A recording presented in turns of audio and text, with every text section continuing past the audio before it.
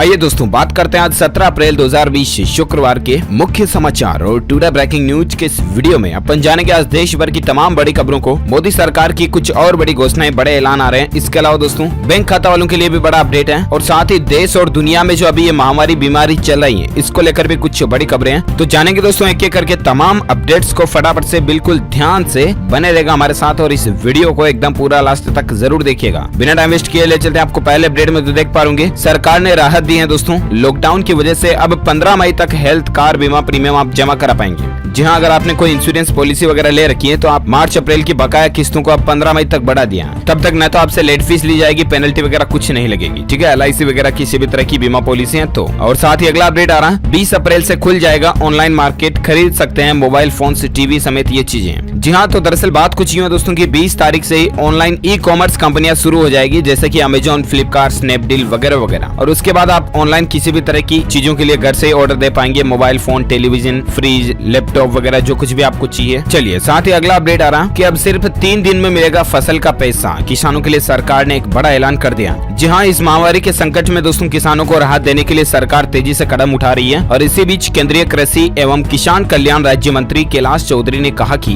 किसानों से खरीदी गई फसलों के दाम का भुगतान महज 3 दिन के अंदर अंदर किया जाएगा और राज्यों से फसल खरीद की समुचित व्यवस्था करने को भी कहा गया। आपको बता दें दोस्तों 15 अप्रैल से देश के कई राज्यों में रबी की फसलों की खरीद भी शुरू हो चुकी है, गेहूं, सरसों, चना वगैरह सब कुछ की। ठीक है, तो ये किसानों के लिए सरकार का बड़ा ऐलान है, राहत बड़ी बात है। और साथ ही अगला अपडेट देख पाएंगे भारतीय स्टेट बैंक यानी कि SBI बैंक के ग्राहक दूसरे बैंक के ATM पर भी 30 जून तक फ्री में कैश पैसे निकाल पाएंगे। बैंक ने इसको लेकर घोषणा कर दी है दोस्तों, यानी कि अब आप 30 जून तक भारतीय स्टेट बैंक के ATM से किसी से भी ATM मशीन से SBI, PNB, Canara bank, HDFC, ICICI या प्राइवेट एक्सिस, येस बैंक वगैरह किसी के भी ATM से पैसे निकालोगे ना तो आपको चार्ज वगैरह नहीं देना पड़ेगा। अच्छा दोस्तों, जब बात SBI की हो रही तो SBI को लेकर एक और अपडेट है, वो भी जान लीजिए फटाफट से। SBI ग्राहकों के लिए खुशखबरी है, ATM से पैसे निकालने पर तो कोई चार्ज नहीं लगेगा। इसके अलावा भारतीय स्टेट बैंक खाता धारकों को झटका लगा है और वो ये कि सेविंग अकाउंट पर ब्याज दरें भी कम हो चुकी हैं। कल से ये नई रेटें लागू हो चुकी हैं और अब आपको SBI के सेविंग बैंक अकाउंट पर यानी कि बचत खाते पर ब्याज दर 0.25% कम मिलेगी। जो पहले 3% की दर से ब्याज मिलता था वो अब आपको 2.75% की दर से ही मिलेगा। 15 तारीख से ये नई रेटें शुरू हो चुकी हैं। और साथ ही अगला अपडेट आ रहा है कि लॉकडाउन में EPFO ने कंपनियों को मोहलत दी है, 15 मई तक अब EPF का भुगतान वगैरह कर पाएंगे। तो ये भी EPFO की तरफ से एक बड़ा फैसला लिया गया है, जिससे कि देश की 6 लाख कंपनियों को फायदा होगा जिनके कर्मचारियों के लिए PF वगैरह का सिस्टम है।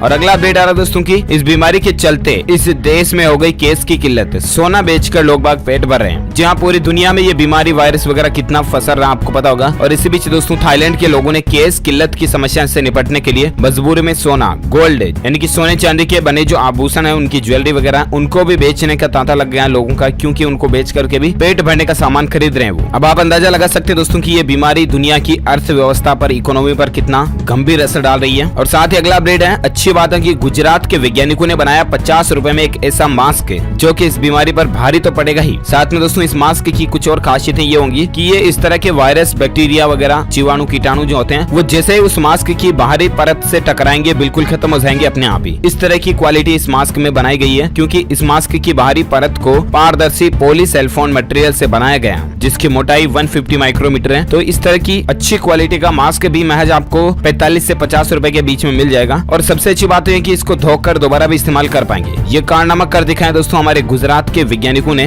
गुजरात के भावनगर में केंद्रीय नमक और समुद्री रसायन अनुसंधान संस्थान जो है ना, उसके वैज्ञानिकों ने ये इस तरह का फेस मास्क बनाया। तो बहुत जल्द ये मार्केट में कॉमर्शियली अवेलेबल हो जाएगा। लेकिन सबसे अच्छी बात है कि दुनिया के दूसरे देशों की बजाय भारत देश ने ये कारनामा कर दिखाया। हम सभी भारतीय नागरिक हैं और ऐसे में अगर आप भी इंडियंस हैं तो इस वीडियो पर एक लाइक तो बनता है दोस्तों। भारतीय नागरिकों के लिए बड़े गौरव की बात है, तो फटाफट से एक लाइक कर दीजिए। और फिलहाल अपन आगे बढ़ते हैं तुरंत अगले अपडेट में। तो देख पा रहे कि सरकार हेलीकॉप्टर से नहीं करने जा रही है पैसों की बारिश से। जानिए आखिर क्या है हकीकत। तो सोशल मीडिया पर किसी ने इस तरह की अफवाह फैला दी दोस्तों की सरकार हेलीकॉप्टर के जरिए पैसों की बारिश करेगी वगैरह वगैरह। तो PIB फैक्ट चेक की तरफ से ये कंक्लूजन निकाला है कि government is not going to drop money from helicopters. ये बिल्कुल फेक है, कोई अफवाह है, ध्यान ना दें इन चीजों पर। ठीक है। चलिए अगला अपडेट आ रहा कि पोस्ट ऑफिस स्कीम के लिए अब आपको अलग अलग फॉर्म नहीं भरने पड़ेंगे, सरकार ने इसको लेकर नियम बदल दिया। जी हाँ, तो दरअसल दोस्तों कल ही इंडिया पोस्ट की तरफ से एक नया प्रेस नोट नोटिफिकेशन जारी किया गया और उसमें ये बताया गया दोस्तों की इंडिया पोस्ट की जो स्कीमें होती है ना, सुकन्या समृद्धि योजना, रिकरिंग डिपॉजिट, पीपीएफ या पोस्ट ऑफिस की किसी भी स्कीम के लिए अब आप कॉमन फॉर्म का इस्तेमाल कर पाएंगे। इसको लेकर एक नया सर्कुलर जारी कर दिया गया। इस कॉमन फॉर्म के जरिए इन स्कीम्स के लिए डिपॉजिट, विड्रॉल, क्लोजर और लोन के लिए आवेदन किया जा सकेगा। एक ही फॉर्म से सारे काम हो जाएंगे अब आपके पोस्ट ऑफिस में, ठीक है, कुल मिलाकर के ये। अच्छा, अगला अपडेट है दोस्तों, भारतीय रेलवे के 167 साल पूरे हो चुके हैं। आपको पता है क्या? हमारे देश में सबसे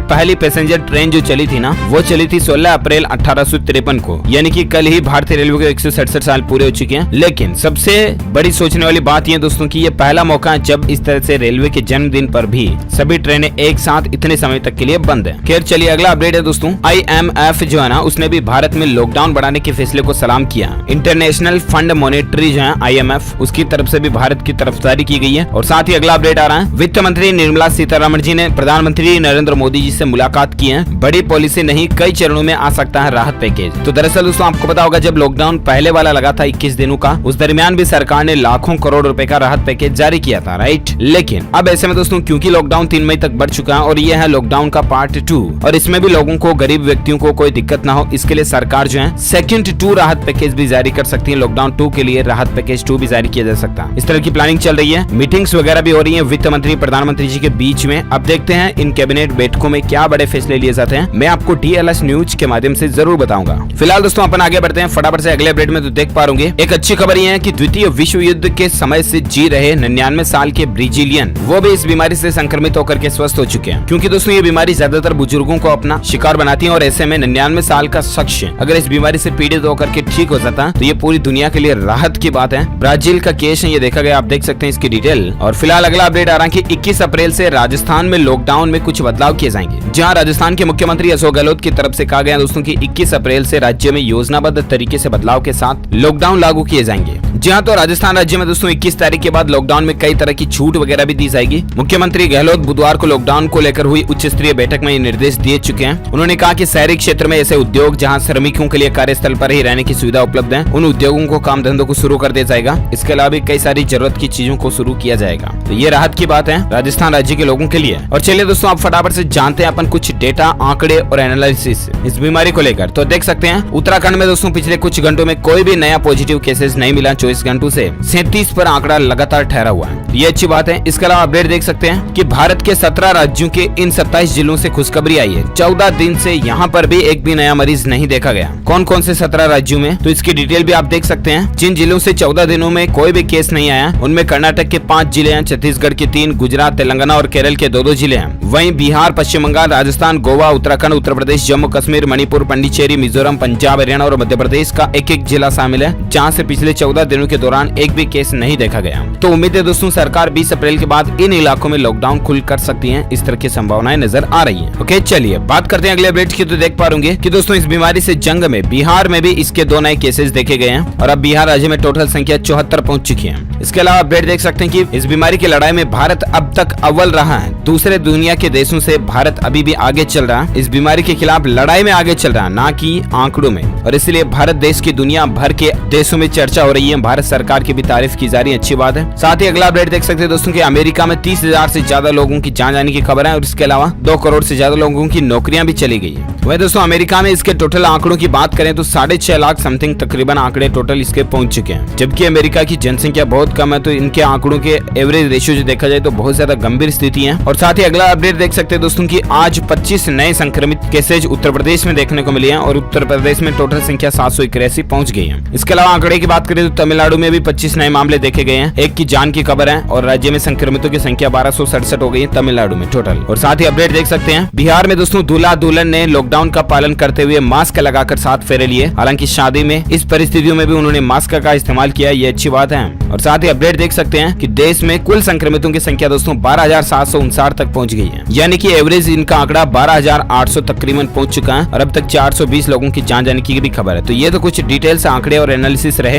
अब नजर डालते हैं अपन दोस्तों कुछ और अगली बड़ी खबरों पर। तो देख पा रहे अच्छी खबर, खुशखबरी है। अगर आपने फ्लाइट टिकट बुक करवाया है ना दोस्तों मार्च अप्रैल के बीच में, तो अब आप फ्लाइट टिकट कैंसिल करने पर आपको पूरा आपका रिफंड मिल जाएगा। अगर आपने 25 मार्च से लेकर 14 अप्रैल तक के बीच में फ्लाइट टिकट बुक करा है, तो सरकार ने सभी एयरलाइन कंपनियां जो है उनको ये निर्देश दे दिया है कि टिकट कैंसिल करने पर आपका पूरा पैसा 2 से 3 सप्ताह के बीच में वापस आपके बैंक खाते में ट्रांसफर हो जाएगा। ठीक है, चलिए साथ ही अगला अपडेट आ रहा है दोस्तों, आईफोन ने ऐसी का एक और सेकंड जनरेशन मॉडल लॉन्च कर दिया जिसमें A13 बायोनिक चिप वगैरह भी लगाई गई है। तो आईफोन की तरफ से चुपचाप अभी ये एक नया मॉडल जारी किया गया है। और साथ ही अगला अपडेट देख पा रहे टाटा ट्रस्ट की एक नई तैयारी है, 150 करोड़ रुपए के PPE मास्क और दस्ताने बांटने की तैयारी चल रही है टाटा कंपनी की तरफ से। ये भी अच्छा फैसला है। और अगला अपडेट देख पा रहे दोस्तों कि इस गर्मी में आप नहीं खा पाएंगे आम, क्योंकि दोस्तों ये जो बीमारी है ना वायरस की, इसने दुनिया भर से आम पैदावार को गड़बड़ कर दिया। वो कैसे, तो जरा समझिए। बात कुछ यूं है दोस्तों कि दुनिया के तमाम देशों में अभी लॉकडाउन वगैरह लगा हुआ है। ठीक है, इसके चलते दोस्तों आम की फसलों का प्रोडक्शन जो है वो एक जगह से दूसरी जगह पर जाने में दिक्कत आएगी। और अगर लॉकडाउन नहीं खुलते हैं तो ऐसे में आम उत्पादक किसानों को भी इसका नुकसान भुगतना पड़ सकता है और हो सकता है कि आम की सप्लाई पूरे भारत में नहीं पहुंच पाए। खैर देखते हैं परिस्थितियां क्या रहती हैं। साथ ही अगला अपडेट देख पा रहे कि सरकार की अनुमति पर 20 अप्रैल के बाद शहर के बाहर मौजूद यूनिट में शुरू कर सकते हैं काम। तो इस तरह की भी गवर्नमेंट छूट देने जा रही है 20 तारीख के बाद।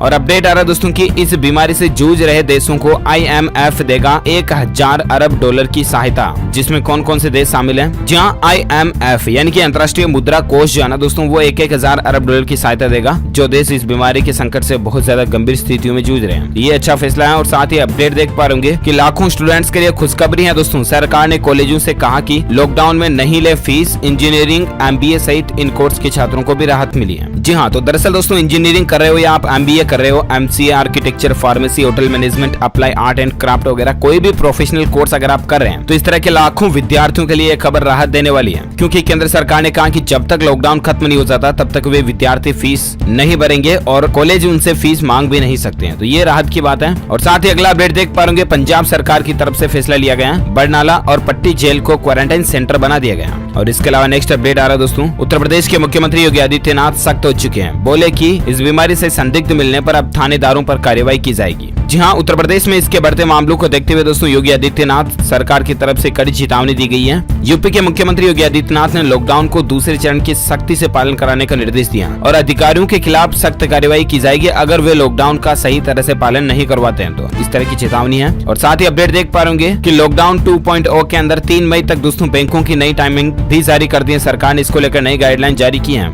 जी हाँ, तो इस नई गाइडलाइन के अनुसार दोस्तों अब 3 तारीख तक बैंक सुबह 10 बजे से लेकर शाम 4 बजे तक ऑपरेट कर सकेंगे अपने कामकाज को। और साथ ही फिलहाल अगला अपडेट देख पा रहे कि लॉकडाउन खत्म होने के बाद बढ़ सकती है सस्ती कार और मोटरसाइकिल की डिमांड। जी हाँ, सोशल डिस्टेंसिंग पर फोकस बढ़ने से देश में सस्ती कार और मोटरसाइकिल की सेल्स में इजाफा हो सकता है। साथ ही इससे सेकेंड हैंड कारों की बिक्री में भी तेजी आने की उम्मीद है। ये कहना दोस्तों मार्केट के जो रिसर्चर्स होते हैं, एनालिटिक्स होते हैं, उनके द्वारा।